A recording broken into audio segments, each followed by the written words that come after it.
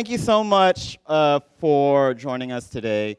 I'm going to bring up our panelists one at a time. First, I want to who was here opening night? Who saw the film opening night? Oh, first we have. Do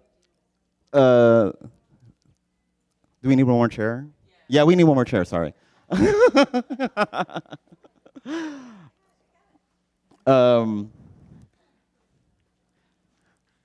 Now I'm just gonna riff. Don't mind. We got it. Okay, so if you saw the documentary on opening night, you may recognize our first panelist. His name is Schuyler Bailar, activist, and we could fill in that way. Yeah. Cool. Next up, we have comedian, actress galore, Kristina Wong. Yes. AUNTIE Sewing Squad, you will see this. It's playing tomorrow. We'll plug it later. Next, we have the director of said film, Valerie.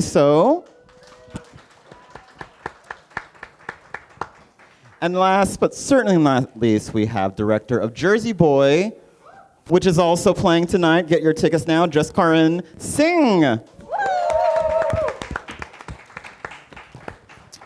Thank you all so much for joining us. Thank you for joining me on this stage. Thank you for joining us collectively. When I pitch this panel to Dawn, I always ask this question about the state of AAPI storytelling, or like how we occupy spaces and like what we lead with. I guess like first, we are at an interesting point in representation in film, TV, and media. And I want to ask, I think each and every one of you could answer this question.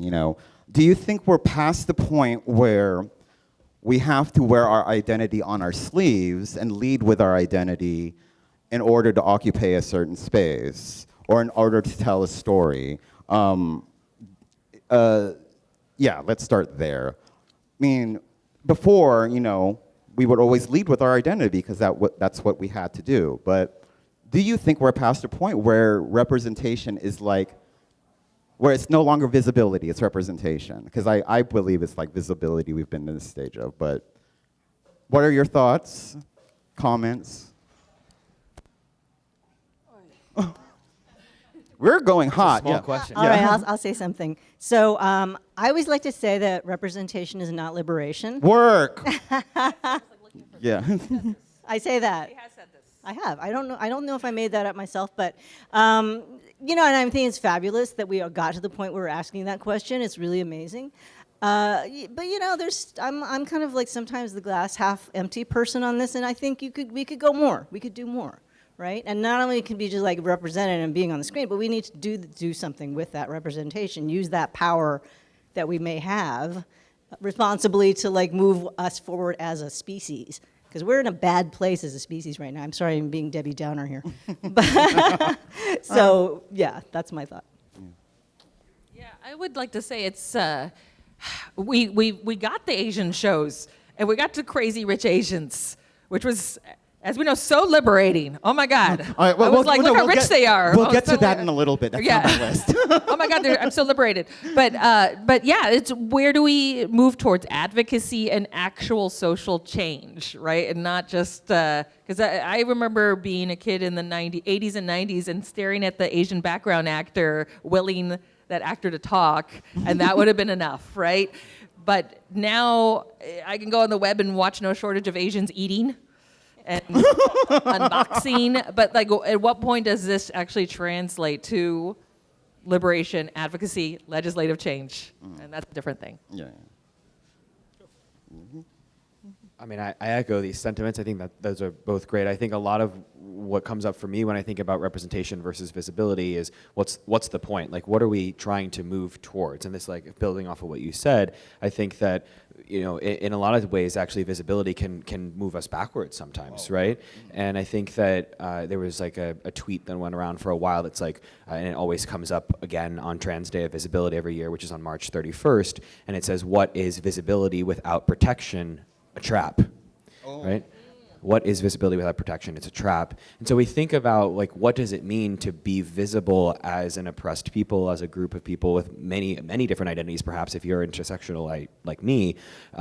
Visibility actually isn't particularly useful, right? And so I think like, I'm not saying we shouldn't have it, we need it, but we need it in conference with other things such as protection, such as legislation, right, such as community. So I think about like, what are we moving towards and what are the other things that have to come with visibility to actually affect social change? And it is events like this, right, where we get together and actually build something from that visibility, from the representation that actually causes healing, connectedness, liberation, and more. Oh my God, I got chills. Ooh. It's a really good answer by everybody. Yeah, it's interesting. I feel like with identity, I've spent such a long time not running from it because you can't, but I've been trying to make peace with the idea of where the question initially was like, do we have to lead with it? And I feel like I've been leading with it my entire life, even when I didn't understand what I was leading with. So it's like I didn't have a choice. I didn't feel like I have a choice. When I walked into a room, that wasn't what I wanted to lead with. And now I'm like, how do I take control of that back? And when I walk into spaces, it is such an acceptance of who I am and how I enter a space. And then what you were saying about what is the point of that? Why are you doing it? And if I'm coming in looking like the way that I do to be a token or do the bidding of something that's not beneficial to the community or whatever, then what is the point of that? And I think for a long time that's what but like people were doing, because to get your foot in the door, sure, that's what you did. You took on, you got like the big blockbuster film and you directed that for a bit and you shunned away any sort of identifying marker. But I feel like now we're not at a point where it's immediately gone, but I think if we lead with our identity in the space of how we accept ourselves, I think that is the benchmark of then what you do with that power, or what you do with that initiative for yourself.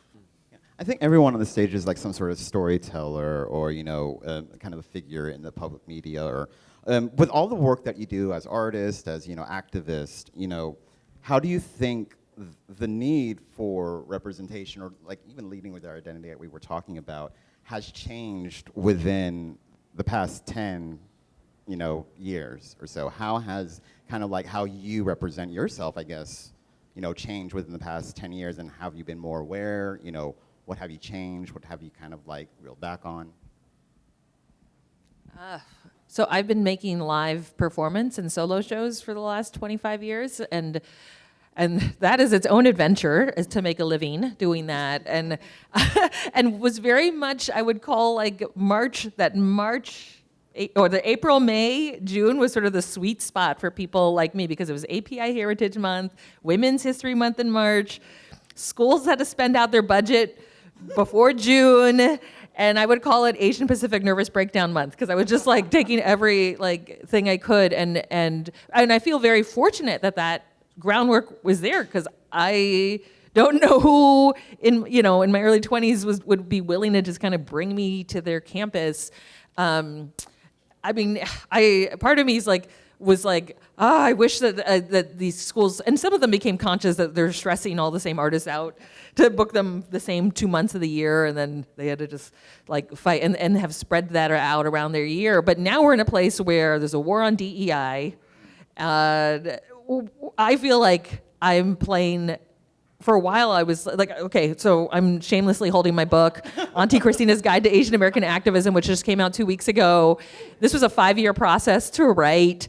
And in the process of publishing, we were watching these rollbacks on DEI, and we're just like, I already had Alex Jones of InfoWars go to war with me because of my web series that this, catapulted. Does everyone know who Alex Jones is? Oh, I'm Alex Jones of InfoWars. Yeah, everyone knows. Sandy Hook was okay. Anyway, so it's a rough crowd. That's why he went after her. She was doing a terrible impression of him. Anyway, and he called the web series that spawned this the most racist video you've ever seen, and because just like the mere mention of race is like racist to the right. Anyway, his website got bought by The Onion. But anyway, it's just like, but I'm just like, God, like now these times are making me long for at least when I was tokenized, I had some obligation to get work, and now I'm like, there's no work at all. There might be no work at all. So, Schuyler, what do you think? Oh, thanks. Yeah, my months went till June. So I had one more. Yeah, Yeah, one we're more not done month. this month. But echoing what you've said, I think the last year has been a really different year for me. And honestly, like over this past several years, slowly, May and June have dropped off, right? Like there's less and less gigs, less and less things to do because they are defunding all the departments that pay for the work that we do. I'm trying to remember the exact question that we started with, which was how have we changed, sort of like, 10 years, like in the past presented, 10 yeah. years. Well, I'm 10 years older, so there's that. I think one of the primary things that I have thought about is really like intersectionality. I think in the beginning of my career as like an activist, I was 18, and I was just like trying to swim, and I didn't think of myself as an activist. I was somebody who happened to be trans and who also was a swimmer and was trying to swim. And people said, "You're an activist," and I said, "No, you're just calling me that because I am talking about being transgender, and you call that activism, right?" And I think this is like where politicization becomes really important, because people would tell me like, "Well, we want you to tell your story, but we don't want you to get political," And I'm like, I am a mixed race, Korean American, queer, transgender athlete. Like, I don't know how you want me to not be political. But it's something that's really important, because when they say don't be political, what they're really saying is we want you to show up as like a fraction of yourself, right? And I don't actually have choice in what's political. None of us do. We don't get to choose to politicize our identities. Anyways, my point is, at that time, I showed up, I think, primarily as a trans activist. And that's what I focused on. That's what I shared. That's what I talked about. And as I continued to do that work, I learned very quickly, thankfully, that this was so much bigger than including trans athletes in sports, than including trans athletes or trans people, period. And I think I felt so privileged to be around so many other activists, and particularly Black and Indigenous trans people of color, learning from them, learning from some of these movement leaders that have been doing this work for decades, and realizing that really, like, when we think about gender liberation or trans liberation, we're thinking about collective liberation. And when we're thinking about Asian American liberation, we're talking about collective liberation, disability rights, women's rights, reproductive rights, right? If we think of any of these things in a silo, we lose the battle before we've started. And we start fighting each other, which is exactly what oppression wants, because we fight each other and we do oppression's work for it, right?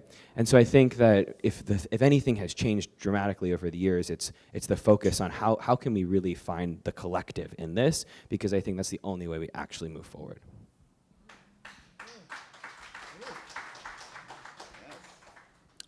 I'm going to keep it micro, because I feel like it's to the question of where you were at.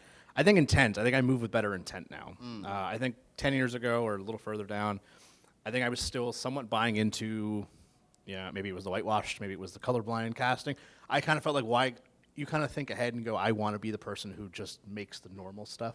Yeah. And that's what you're kind of aiming for. And then you start to, like you said, you start to oppress yourself in a weird way. And I think I just had to go like, no, there's a reason you do what you do, because you need to make that change, and you get to push that needle forward and be like, you know what, if you put your people in front of the camera, if you find the actors, if you make that space, it's not like, they'll call it activism, but it's just like, I want to see that. People want to see that. And I think it took a while to, not be so self-deprecating about, get in a room and don't put yourself down right away, because you have something to offer in this space. And so a lot of that 10 years was just getting this film going and making sure that when it did eventually come out and we did make it, it was going to be the closest version of not hiding yourself to the world. So I think I've gotten better, I think, in 10 years. Valerie, you want to Oh. say something? So this has like been the worst 10 years of my life. I don't know about you guys. I think, but in some ways, I think, hopefully for me at least, it's made me less apologetic. Same, right? It's just like, we could just, fuck it. We're just gonna like be who we are and not try to pretend to be something you're not, which is great. I think that people who say, don't be political, they have that privilege of not being political. You know who I'm talking about. And we don't have that privilege, because as soon as we walk in the room in this country, we become a statement. Like, who are you? Why are you here? And instead of trying to shrink away from that, I think we just need to, like, what is it they say, lean in? We need to like step it up and just claim that. Yeah, stand tall and not give any more, I won't say that because my mom will be mad. To be, to be unapologetic. I think, Schuyler, there was something interesting you said about, kind of like when you enter a space and people call you, an activist, and then you're like, oh, I guess that's what I am now. And then when you were talking about what you were doing, and then you become burnt out on that, right?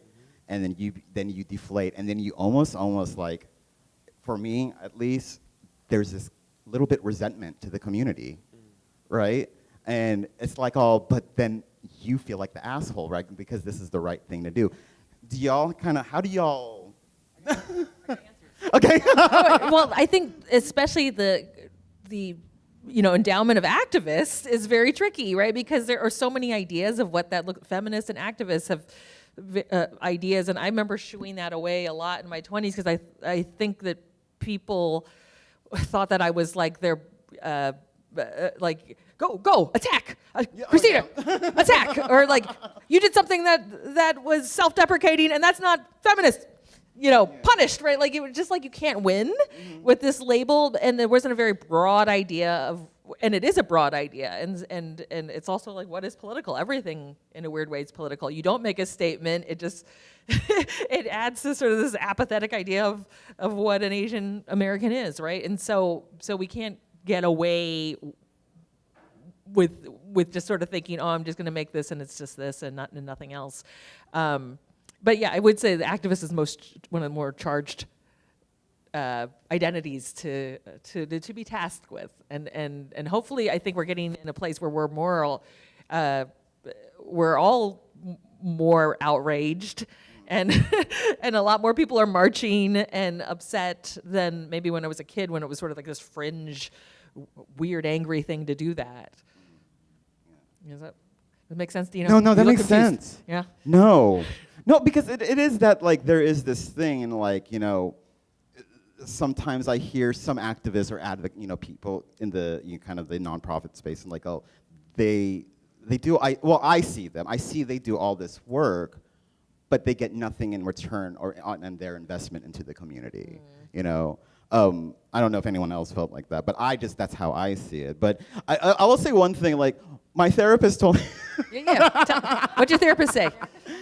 When I told her, I mentioned the word advocacy, and she was all, well, advocacy suggests that you're less than. Like, you need the help, but you don't need me. And then I was all, okay.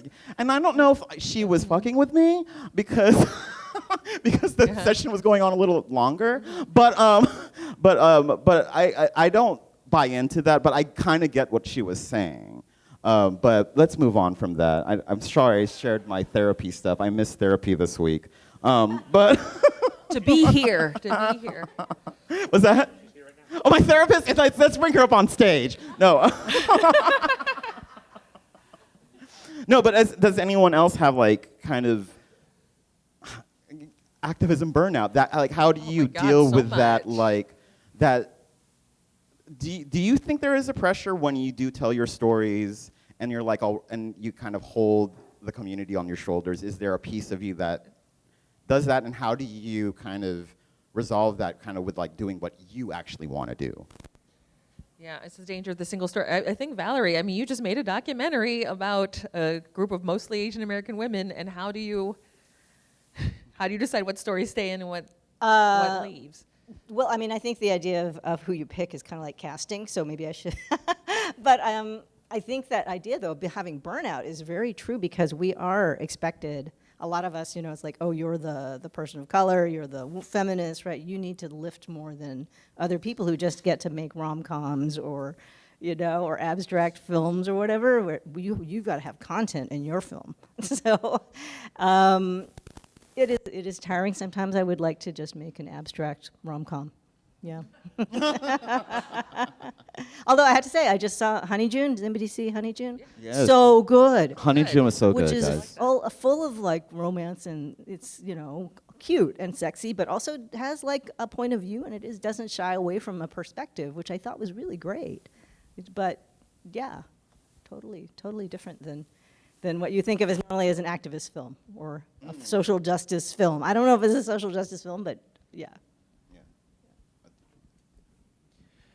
I think one of the things that I found as an activist, in quotations, because people mean so many different things when they say activist as well, is there are these expectations, right? And so when I go and give a talk, let's say like a workshop or something on trans rights or trans literacy, et cetera, I am one person who's transgender saying, hey, this is like education, right, about trans people, and I'm sharing, and in that moment, I am representing trans people to some degree.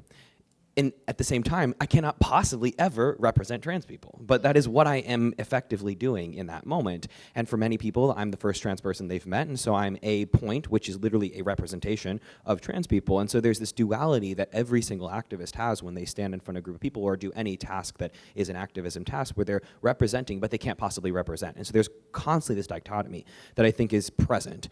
And one of the things that I also think that happens is that when community then sees those people who are advocating for them, there's this feeling, I don't know how to explain this best, so I'm gonna try, but I think there's a feeling of connectedness if you see yourself in an activist. You think, oh my God, somebody's fighting for us, especially if we're a marginalized community, like, thank God somebody's doing it. But if they're not doing it right, whatever way that you think is right, then you attack that activist because you have a connection with them, because you feel some sort of sharedness with them, right? And the reason I'm saying this is because I think that as somebody who has a lot of different identities, there's a lot of people that have identified with me, and I watch the amount of people, like if I don't do something perfectly, which is frequently because I'm a human, there's a lot of critiques, right? There's a lot of like, you didn't do this right, you didn't do that way, you forgot that community, you didn't do that community, like, and I am always wanting feedback, but there's a way in which, and a mentor of mine told me this once, we eat our own, right? We eat our own, and we want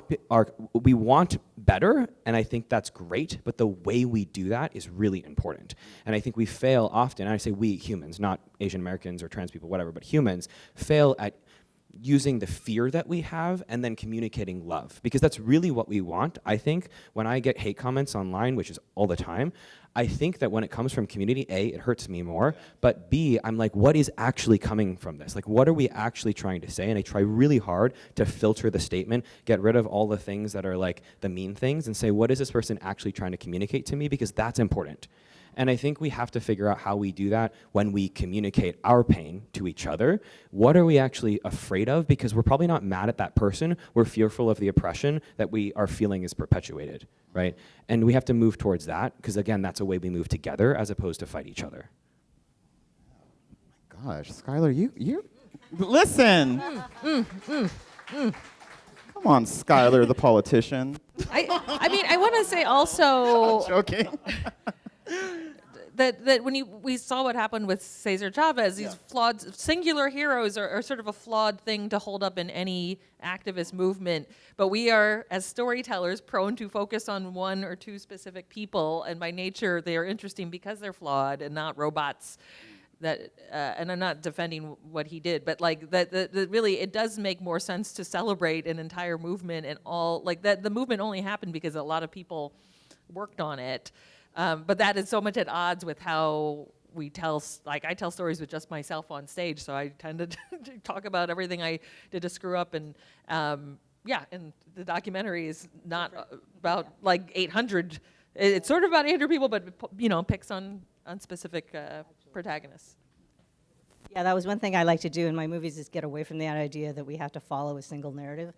Because I'm not very good at that, and I have like ADHD, so I like to have lots of different people telling me things, but it eventually coalesces into a bigger picture of a movement rather than glorifying an individual who may be fallible, right? So it's nice, and I mean, that's a nice model for organizing too, is that you all work together and you don't have a top-down model. So that was the thing about the Auntie Sewing Squad. It was so great, even though Kristina was the figurehead in some ways, like the founder, but she never made us feel like we were, didn't have a voice, right? She made us feel like we really were able to like contribute. And we all kind of stepped up. It's interesting how when you offer people that ability to participate actively, they will step up. So that's one thing I really wanted to show in that film, is that a lot of people stepped up, and I'm sorry if there's not like a single narrative arc from one person in the movie, but that's just how it worked. Okay, I'm gonna ask a question, and this is kind of real talk here. When Crazy Rich Asians came out, Did no? This is honest. Rom-com. Like, did you feel represented? I didn't. I mean, I enjoyed that. Yeah. Okay. Yeah. Did y'all feel represented? Work. No one's raising their hand. Oh. Okay. Well, or I mean, okay. So like, the reason I ask that is like, not to throw shade, but you know. Yeah, from a cultural perspective, it was represented. They're having their own conversation. No, but like that was a really like a good moment, right? But like when the dust settled, right, and you started to see really what was happening, what was your kind of like feeling when this Crazy Rich Asians and then like afterwards, the Asian doors open, but for certain kinds of Asians, let's say that. But yeah, how was that for you? And kind of like now when there's such a contraction, things are given, and now they were all taken away, or it seems like they were all taken away. What they were. Did we even have it to begin with? Ooh, that's deep. I'm the wrong My people person, played yeah. guards There outside you the go. palace. You were the. Yeah. So, I mean, I just want, I mean, it was okay. It was nice to see them in the background. It was very 1995. And they provided the jump scare of the whole entire They film. did. I was like, how'd they get back there? What are we doing in Thailand? What's going on? Well, our representative wasn't even Filipino in the movie. I'm just gonna quickly get it out of the way because you'll have much more to say about it. It's more of, I think for me, it's used as a comp a lot. When you all of a sudden when you went into rooms and started talking about your thing, either whether you felt compelled to use that or not, whether the budget level warranted you using that or not, it became something so people could be like, oh, okay, I saw that because how did people saw it. But I don't know. Like, again, we talk about visibility and what does that really mean? Yeah. And I think once you start going, look, we have this, and they go, well, now that's your box. It's a new bar, it's a new box, and you're like, I don't want to do a 50 million. I don't want to. That's not my box. I want to, and we've had better boxes. Is all I'll say about that. I got it. So, I got it. I got an idea. So I'm the Pulitzer Prize finalist in drama 2022 for my show, Kristina Wong Sweatshop Overlord. After that, I got an opportunity to interview to be the book writer for the Broadway musical version of Crazy Rich Asians. My friend Leah got the job, and she did not grow up Crazy Rich or Asian, but I remember either Crazy Rich or Asian? Oh no! Sorry, Crazy or rich? She was crazy poor Asian, but not crazy rich Asian, and I'm like crazy lower middle class Asian, yeah. But I just remember thinking, I don't know if I could dedicate, and just talking, the guy who I was interviewing with produced Beetlejuice on Broadway, which Lauren Boebert gave a hand job to her date during, like, I know how to write that. I know how to write things that people give hand jobs to the date to. But anyway, what am I saying here? The point is, it gave it like a reference, it's at least a cultural touchstone that everybody has. It's like, okay, there was this movie, and so I didn't get the job.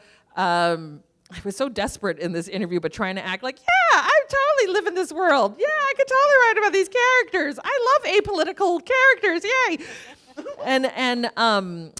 So it ends up being that scene ended up framing my solo show, Kristina Wong Food Bank Influencer, which is about food banks, and I basically wrote a musical in response to not getting that job, which is all about emergency food and food insecurity. But anyway, I mean, the point is, like, I wouldn't just be like, no, it should have never happened. But as culture makers, can we use these reference points to sort of hitch a wagon without trying to replicate it, but reference or comment and then make out, new perspectives, new work.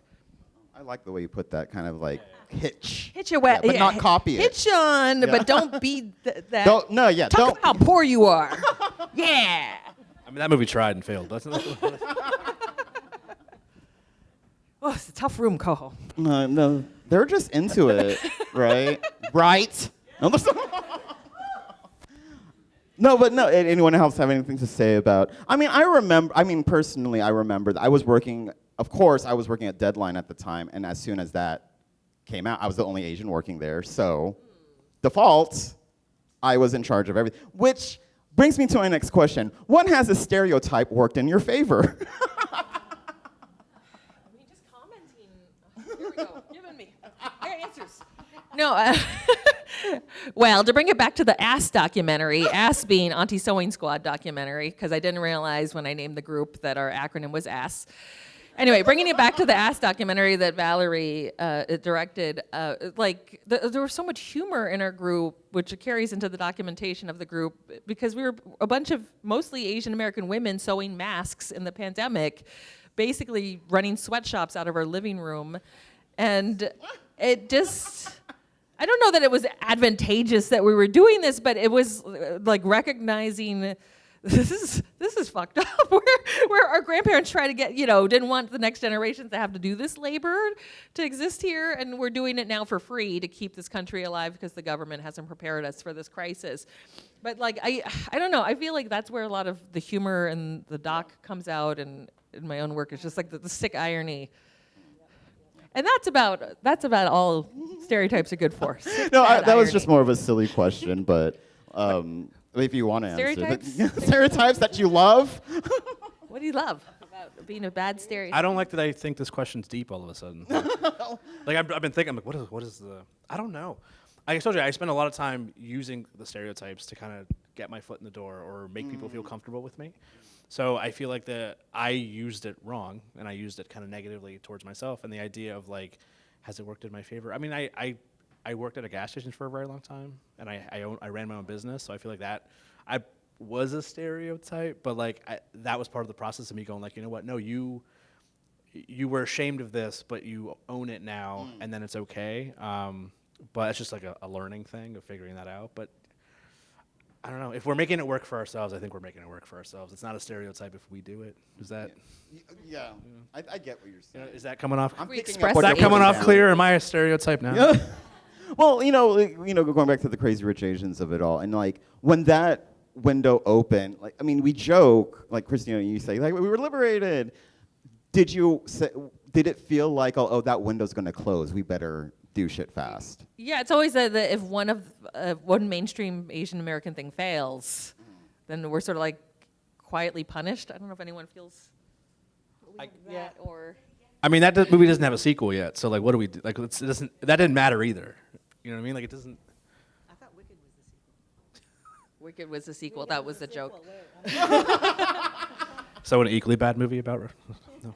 No, but I guess it did feel for a while that if something didn't do well, I mean, this is a real thing with studios that they wouldn't do it. Like, what was that Sandra Oh, the chair? Yeah, about being an academic, she was like the dean or something. Yes, she was the dean, and I mean, all my friends, I guess, are academics, and they loved seeing that world portrayed. And I pitched something called The Adjunct, and the feedback was, that the chair actually did really well and did very poorly, and was only appealing to it was very coastal elite, and so studios aren't into stuff set in academic settings, and I was like, what? Yeah. So no crazy scholastic Asians. Yeah, I mean, a commercial world will look at those kind of numbers and comps, like you said. Well, and they lot. also like trends. They want you to be like the new Trends, trendy thing. So back then it was the trendy thing. I think we're still kind of trendy. Does anybody think Asians are still trendy? Right? Like K-pop, K-pop yeah. demon hunters and all that stuff, right? So we're riding it still. Yeah, there's a little bit of a wave there. We're tell boogie you. boarding. Not necessarily surfing, but We're we're not tummies. Yeah, We're not tummies. yeah. I mean, I'm the wrong person to ask about this because I teach Asian American film history, so I have no perspective at all. But it does seem to me like we always have been making these movies. It's just now the mainstream people are recognizing them and understanding that they were out there. So, but that said, I mean, it's nice that streamers want to hire Asians and have Asian people make movies and films and have them star in their films, right? So.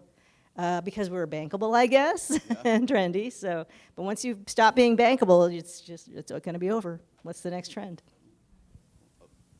One of the things I think about with representation that you were asking, like, do we feel represented by Crazy Rich Asians? And we're joking about whether or not we do or don't. And I think one of the things that comes up for me is if it's the dearth of the popularity of Asian American media, right? And what I mean by that is if you have one, I don't really care about the specific film of Crazy Rich Asians, and I don't mean that to put it down. I mean to say it's one film, right? And so there's no possibility it could represent. This kind of goes back to my point about activists, right? It can't represent represent all Asians. There's no possible way for that to happen. And yet, because of its like huge popularity and fame that it garnered in popular, white culture, right?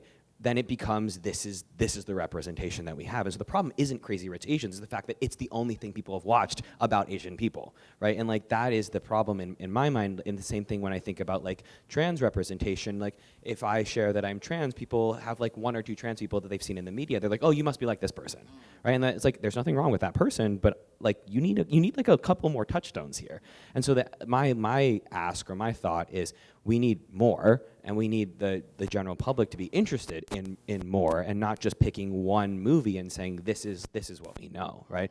And I think that's where like creating so many other stories for people to consume is so critical. Narrative plenitude. Narrative plenitude. Oh, okay. Well, speaking of, so I haven't watched Devil Wears Prada 2 yet. Apparently, have people in here watched it? So maybe y'all could help. There's a character named Jing Chao in it, and it caused this interesting. Played by Helen J. Shen, who was in Maybe Happy Ending, wonderful. Who's seen Maybe Happy Ending? It was a wonderful musical. But she is like immediate. I think she's like Andy Sachs's. Who saw? She's like Andy Sachs's assistant. Is that correct? And she's like this like nerdy looking Asian. And then she's like immediately describing her resume, and she's like clearly an overachiever and like fitting, a trope. But online, it got so much like, oh my God, why did they do this? This is so, people were very angry at it. And I watched the clip, and I haven't even watched the movie, but they were taking it also out of context. But when I was watching it, and I would just watch it, and I was like, oh, choose your battles, man. But yeah. But no, like, I don't know if y'all familiar with this story at all? I haven't seen it yet. Yeah. I knew the story, but I was following the hate and the counter essays, but this is like in a thin part of the internet. But it is that like there's so many more. We're like dealing with fascism right now. Yeah, exactly. This is Come on, people. some of the arguments felt weird. Like it sounds like her name sounds like Ching Chong. I'm like, it does. Oh, that was 'Cause the I read argument. it- See, I didn't even that was realize so. that. That's very strange because I'm reading the name and that's not what the name looks like. That's the first thing you think of. It Yeah. says it right there. Yeah. So that's the first where your brain goes. It was just a bunch of self-hating Asians who did it. Yeah. Jeff Yang wrote a really good post think- about that. yeah, Jeff Yang wrote it which on totally, Angry Asian Man, yeah, was it? Yeah, he just yeah. basically said, we have other battles that we just need to like not be so obsessively negative all the time. Sometimes it's okay to like something, and it's not gonna be, And apparently she does have an arc, and she does have like a character, right? Wait, So- who's my designated Who's seen Devil it? Wears Who's Prada seen 2 it? person? Yeah, I haven't Who seen is it. it? I'm going Tuesday. Come on. Don't go see it I mean- unless you see Jersey Boy. Watch Yeah. Yeah. Watch the ass documentary, Jersey And the Boy. ass documentary. because we pushed it. I'm getting a free ticket from AARP. No, I'm just wondering if whoever has seen it, like, if her arc is actually, okay, well, no She one, might be in the no sequel, Meryl I Streep heard. fans is. But they will Okay. watch the ass doc. What's that? Oh yeah. I mean, I was. No, read Jeff's article. Well, I was just fine at the end of Devil Wears Prada Part 1. Like, I was like fine with not hearing about her life ever again. And then 20 years later, here we are. Yeah. Anyway. It's And now the Asian girl is going to be called Ching Chong. You're the one laughing, Dino. Anyway. But like I feel like it's also the trap of how algorithms work. It's a popular movie, it's media. One person gets outraged about something popular, it gets more eyes. How do we do that with other things?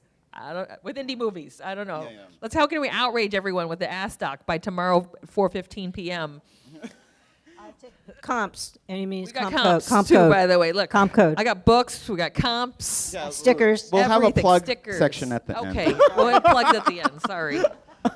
Well, like I guess especially as storytellers, when I watch movies and like the director, it's clearly a very personal story, and I watch it and like sometimes I'm like, oh, this could have used some creative distance. So when like y'all tell your stories, and how do you not stay so? I guess it's more of that like. perfect is the enemy or of done, that kind of energy. Like, I would say that in the mask making world, where like perfect is the opposite, the enemy of opposite of done. yeah. But no, but yeah, like, yeah. Well, I do my shows live, so I get to watch my audience react, and which can be painful sometimes if they're not there. But I also go through workshop periods where I show it, and that's. But yeah, I think film feels scarier. Yeah, I think like that when this it's is like, done, especially for film. I can't do think this anything. is probably more targeted to y'all, like, targeted. But like, how do you keep creative distance from? Because like, there was one movie that I saw. I'm not gonna name it, and like everyone loved it, and I was all, it could have used some creative. No, it wasn't. I wouldn't have programmed it. No, but I sometimes look at these based on true stories, or like, I'm like, oh, this could have used. They shouldn't have been so in it. Like, Are you saying we make self-indulgent films? Dina? no, What are you saying? Not at What are you all. Not saying? at all. No, but like, does that ever enter your mind when No. when you're filmmaking? Yes. Oh, okay. I will say this, because Jersey Boy's been a long road in writing it, and I feel like if you read drafts like 1 to 10, it's entirely different movie. I think it's too married to who I am, and I think a lot of what helped me is some of my note takers are here today, and people have given me notes to go, hey, that's not what drama is. Like, you're so married to something that, again, I've put so much weight on, because to me it's an identity story. To me it's my story, and you're so protective of it. And then someone with an eye for story is like, this is not dramatic. It's not storytelling. It's just you want to relive what you did 20 years ago and see it, and you want to indulge in that. And it took a lot of drafts to go, okay, it can still be you. It can still be a representation of everything you are, but it doesn't have to be a one-to-one of how you lived in the summer of 2011. It doesn't matter. So I think it took a lot of work, and I think now when I watch it, it's a testament to all of those changes where I'm still in it. You cannot strip me away from it. But it is because it's not what I was doing before. It has allowed people to. I loved what you said about. I don't consider myself an activist in that way, but that first part you had said about being the touchstone of people getting in, and not just strangers or who have no relation to the identity, but people who have a connection to the identity, being like, you know what, that wasn't entirely my life, but boom, I needed that because this is what I needed to convey, and I didn't know how to convey it. And I think that's what I think I've learned in my storytelling, of you can still put all of yourself in it and still tell a damn good story that will transcend that. And I think a lot of these things you're talking about fall to that trap because they think, well, I'm being authentic, it's one-to-one, but it's not exciting, it's not riveting, it's not what makes, it doesn't move people because is it a story worth telling is a question I think a lot of people don't ask themselves. I know people, the advice is always like, write what you know, and the advice is always write what you didn't see growing up or whatever it is, but like also ask yourself, is this a story? Is it worth telling? That's my stickler for story. Well, that's good. That's good. And speaking of that, getting notes from friends or whatever, and like I think that goes into this whole thing, especially in the film and TV world, of like how critical are we allowed to be of our own communities, and like I think there's a lot of like, especially as a film critic, when I've written stuff before, in like I even kind of like, am I allowed to say something bad about Easter Sunday by Joe Coy? Yes, but like, even while I was writing that, like, it was the only, like, the touchstone. It was the only Filipino thing, and it's like, am I betraying my community? It also feels like if you do it, is someone going to use my critique of it to go, well, see, even they don't like it. Yeah, exactly. It's like, there's like all this, like, do y'all kind of reach those kinds of crossroads? I mean, I think we're gotten to the point now where we can be critical of stuff that like is maybe not as well crafted as we would want it to be, right? Because there's a lot of people out here now, they're making really, really, really well-crafted Asian American films, and we can like boost those up. Not that you have to like diss Easter Sunday, but you can, because I think that's totally valid. Because otherwise, it's just going to be like this, like cult. It's like we are the cult of Asian American film, and nothing can be bad. We love all Asian American film, and that's just as bad as we hate all Asian American film, right? You had to be like, you had to be critical. I think totally. I think, I'm not a filmmaker or a theater critic, so perhaps you should take my opinion with a grain of salt. Life in, But I think as community, maybe I'm maybe I'm repetitive, but as community, I think, yes, we absolutely should hold community accountable, right? And I think that I would actually change the word from, diss the movie you talked about, or critique it, although critique is probably a good word. I would actually say, how can we hold ourselves accountable, right? And especially we're talking about storytelling and what stories are moving to people. I don't actually, whether something is good or bad is subjective, right? And there are things that I think, again, I'm not a critic, so I'm maybe making that very obvious in how I'm talking, but I think it's less for me about whether or not something is good or bad. Is this accountable to the community it's trying to represent? Is it moving us in a direction that is towards liberation, that is towards connectiveness? Is it towards healing, or is it harmful, right? And if it's harmful, can I communicate that without causing more harm? Because I think that sometimes we are really good at causing ourselves the most harm, right? We say, this movie isn't good enough, and so we're going to shoot it down, and we're going to give fodder to the fire. We're going to give the bigots more ways to hate us by doing so, because we don't live in a vacuum. We live in an internet that is massively globalized, right? So we have to take our words seriously, and when we post something and say, I didn't like this, we have to recognize that has an impact, not only on, again, the hatred, but also on the people who are real people who are creating these things. So I think a lot about how can we hold our community accountable, but with love, with the goal that if you're creating a story and sharing it out with the world, I want to assume that your intention is to move us forward, and so I want to communicate with you with that in mind. Yeah, that's so good. Yeah. Who's clapping? Yeah, clap. Great. Okay, we have time for some questions. Yes.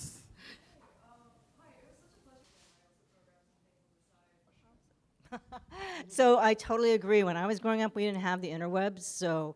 But now it's like my students and my young people that I know are like, we don't even have to listen to or watch anything that's not in Korean or whatever, right? So they're just totally in tune with anything that's over there. And so they can bypass the stuff in the US if they want. So, I mean, that offers another option for them if they're looking for people that look like them. They can just watch like a K-drama, right? And they're just like beautiful people who are just having romances. So they don't have to worry about like every minuscule little thing that we're doing over here in the US. Yeah, I mean, I think that's really changed the landscape too. And I think it's loosened us up a little bit. Maybe it's like, yeah, we don't have to necessarily, everything doesn't have to be encompassed in one film. Like we just have like a lot of things, a lot of little things. Do that impression again of Gen Z. No, but I get what you're saying. Who are you hanging out with? Who does that? What's that? Which Gen Zs are you hanging out with? I taught at Columbia College of Chicago once. But no, what are your thoughts? Do you have any thoughts about erasure? I think one thing I wanted to talk about, which is is I co-host a podcast called Killing Your Number. Killing your number is prison slang. When you leave prison, you kill your prison number, you get your identity back. And it's with formerly incarcerated APIs who in ways are the most erased, right? Like we don't think about Asians in prison. My co-host is Kern Kim. Kern Kim was involved in the honor roll murders, which was a 1990s case, which became the basis, but Justin Lin won't admit it, for the movie Better Luck Tomorrow, which was so much time has passed that case happened. He served 20 years. A movie was made while he was in prison, and now he's out and co-hosting this podcast with me. But and a lot of my friendship with Kern and exploring these stories, it's sort of like that movie was so edgy because we saw Asians being. Does anyone remember Better Luck Tomorrow? Like a lot of people don't know the movie, right? Yeah. And Kern was walking around for a long time when he left prison. Like everyone has this very kind of weird glamorous version of what happened, because in that movie they're all like going to Vegas and snorting coke and stealing test scores. And then you meet Kern, he's like so skinny, somehow went to prison for 20 years, no tattoos, no muscles. He knows I tell this joke. Anyway, he's okay with it. But it's been an interesting task to bring that community forward and to talk about it, but try to not minimize the pain of victims. We've been talking to folks who've been deported. That's a big issue that formerly incarcerated Asians face, and some of them are doing better there. Some are not. Some are doing really poorly, but some are doing better than hanging out in ICE detention, right? And it's a very tricky thing to figure out how to tell their stories because it can be very quickly they're fine. Yeah. They're happier deported, right? And so anyway, that's that's what when I think of erasure, I'm like, well, at least we're at that point. We're getting really deep. The media forms that that are cheapish, like podcasts, allow us to go real deep in. Yeah. Whether or not anyone's listening to it is Another another thing. But No, I think like even erasure kind of like so. Does everyone know about this Hallmark Channel movie coming out called All Is Fair in Love and Mahjong? oh, it's the white ladies. Yeah, and then there's like one, token Asian. And he actually made a TikTok saying, "Hey guys, don't be mad at me. This is the only job I could get." But it's like, but that's the reality we're living in, right? But I think erasure also has to do with appropriation, right? Like all kind of taking credit. It's like the silencing of voices of like taking credit for like, mahjong and there's been so many white women who have Lisa Frankifies all these mahjong sets and like selling them for thousands of dollars. So like I feel like that's kind of a form of erasure. Yeah. Does anyone want to say anything? Yeah. I think with what you were just talking about with sort of like appropriation, I think about how do we create change. Like I'm always about how do we actually create change. Like I maybe this is a strong way to say it, but like I don't really care about visibility representation unless it creates change, right? And one of the things I've noticed recently with like the K-pop Demon Hunters like rise and in the past like 5 to 10 years where like Korean has become cool. When I was a kid and I like brought Korean food to school, I was like bullied. I was made fun of. It was like that's gross. My mom, whenever I had friends over, and I'm sure this resonates with anybody else who had kimchi in their fridge ever, but she'd tell my friends, she'd be like, okay, I'm gonna open the fridge now. It's gonna smell like a fart. You didn't fart, I didn't fart, and Schuyler didn't fart. It's kimchi. And then she'd like explain it, and then she'd open the fridge. And like that was my childhood. Like that was a lot of my childhood. I never brought kimchi to school, God forbid, right? And now everybody's, oh my God, I have kimchi in my sandwich, I have kimchi in my tacos, I have kimchi in my cereal. Like everybody's got kimchi in everything. Kimchi cereal. Like, but you cannot put kimchi in all these things. Yes, absolutely. Anyways, my point is not about the kimchi particularly, but it's that people are so excited about Korean culture, and yet, like, most people know nothing about the history of Korea. Like, they can't even tell you that the Korea was split into 2 Koreas, last century. So I feel like there's, and what I'm trying to say there is, there's a commodification of culture that is useful and is tasty and is able to be stolen and packaged and then sold, and that is not respectful. That is not liberation. That is not actually, like, learning about a culture that's using it for one's benefit. So what's that? Anthropology and archaeology, but with even less respect, right? Like it's not actually digging into.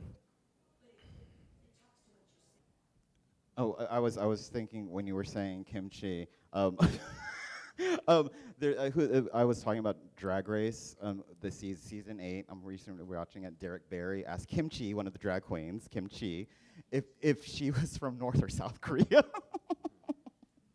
Yeah. So like you said, people don't know. It was split into 2. Yeah, I mean, I think that it comes. Thank you for sharing your story and your history, and I imagine it was very lonely at times, and still is. And I think that's what I think about in terms of when we're here at a film festival talking about representation, talking about creating these spaces for community. And I think how can we? I guess when I'm thinking about storytelling, how can we tell stories that cause people to actually shift their behavior, right? How do we tell stories that cause people to want to appreciate but not appropriate culture? And that's a really important difference that can either lead to erasure, right, where people's experiences are not valued, where their histories aren't valued, where their stories aren't valued, or it can lead to true appreciation where we get to actually engage with each other and share common humanity. I think that's all the time we have left. Oh, but before we go, let's plug away, films, everything, I haven't gotten to plug anything yet. Why don't you start? Yeah. I feel like I already did. No, do it again so they remember. Okay. Don't watch Devil Wears Prada 2. Come watch Jersey Boys, 7 p.m. Tonight. Next door, down the street. World premiere. World premiere. Be the first to say you saw it first. I'm going. And then hold me accountable on Letterboxd. So yeah, if you want a sticker for our movie, which is tomorrow at 4:15, please bring your moms. I know it's Mother's Day, so just bring moms after brunch, okay? Auntie Sewing Squad. Auntie Sewing Squad